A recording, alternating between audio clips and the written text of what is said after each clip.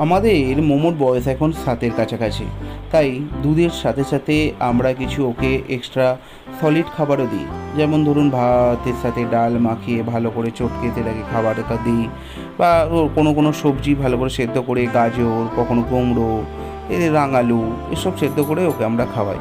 তবে তার সাথে সাথে ডাক্তারের কথা মতো আমরা কিছু ফ্রুট দেবার চেষ্টা করি, যেমন ধরুন বেদানা, তবে তরমুজ, পাকা পেঁপে। তার সাথে আজকে ওর মা চেষ্টা করলো খেজুরের ভেতর থেকে শাঁসটা বার করে হাতে করে নিয়ে সেটা ওর ঠোঁটে মুখের ভেতর দিতে ও কিন্তু বেশ ভালোই খাচ্ছিল দেখলাম। মানে ও কিন্তু খুব খুশি দিয়ে আছে, দেখুন কত সুন্দর ফুট করে খেয়ে নিচ্ছে।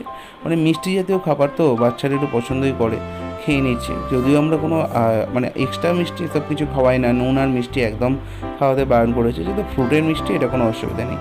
আপনারাও এরকম ট্রাই করতে পারেন। চলুন দেখা হবে আপনাদের সাথে পরের ভিডিওতে।